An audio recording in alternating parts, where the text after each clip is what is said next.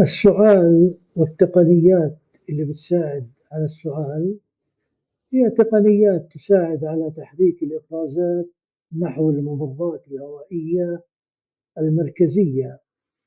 ويعد السؤال الفعال أو الشفط ضروري لإزالة هذه الإفرازات.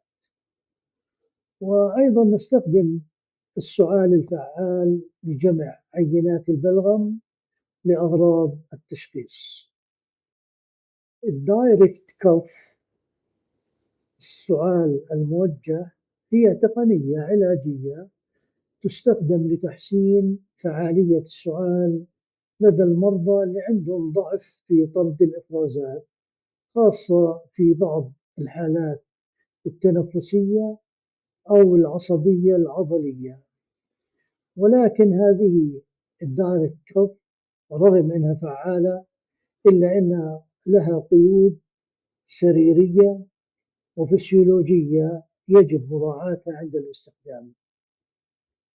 هذه القيود اللي تكلمنا عنها بتكون غير فعالة، يعني الدايركت كف قد تكون غير فعالة أو غير آمنة في حالات ضعف عضلات التنفس، أو لما يكون عندنا خلل في المزمار، أو ضعف التنسيق العصبي العضلي، أو الألم بعد الجراحة، أو لما تكون لزوجة الإفرازات عالية، ولما يكون المريض غير متعاون مما يعيق القدرة على طرد الإفرازات بشكل فعال.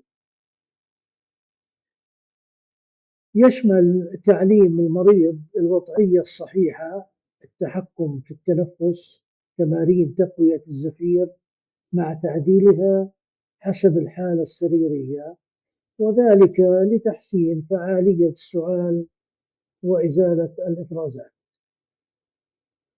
تقديم تدريب قبل الجراحة يساعد في تقليل القلق المرتبط بالألم، وتنسيق جلسات السؤال مع أوقات تناول الأدوية المسكنة الموصوفة مهم جدا. وأيضا نريد أن ندعم المريض بأنه نضع مخدة بحيث أنه نساعده على دعم مكان العملية أثناء السؤال لتقليل الألم.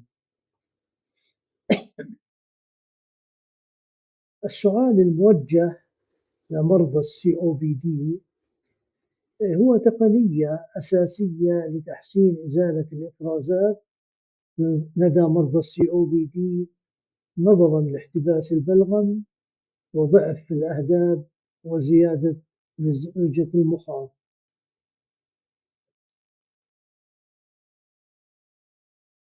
ولما نتكلم على مرضى السي أو بي دي نستخدم معهم تقنية اسمها تقنية الزفير القصري Forced Expiratory Technique.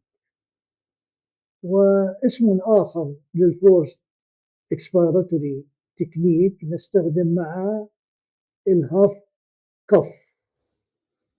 والهاف كف يساعد على طرد الإفرازات بطريقة أقل إجهاد من السعال التقليدي، ويناسب مرضى السي أو بي دي ومرضى التليف الكيسي أو من يعانون من الألم أو ضعف عضلي بعد الجراحة. نطلب من المريض أن يأخذ نفس عميق من الأنف لملء الرئتين بالهواء، حبس النفس لثواني قليلة، ونطلب منه أن يعمل زفير قوي بصوت خف، وهذا يؤدي إلى إخراج الهواء بسرعة من الفم دون غلق المزمار. يكرر هذا التمرين حتى يتم طرد الإفرازات مع وجود فترات راحة. الأوتوجينيك درينج يعتمد على التحكم الواعي في التنفس دون الحاجة للسعال القوي أو وجود أجهزة.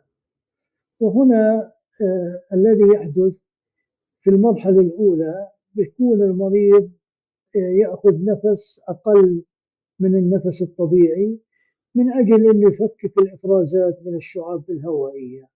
المرحلة الثانية يأخذ نفس أكبر بقليلا من النفس الطبيعي، والهدف منه تجميع الإفرازات في الشعب الهوائية الأكبر. والمرحلة الثالثة تكون بطرد الإفرازات نحو الفم بزفير قوي دون سعال. وتعد هذه الأوتوجينيك درينج فعالة وآمنة، ولكنها تتطلب تدريب جيد وتركيز من المريض. أما ال ACP اللي هي الدورة النشطة للتنفس، فهي تتكون من مرحلة التحكم في النفس البريثنج كنترول، ثم thoracic expansion، ثم بعد ذلك الزفير القصري.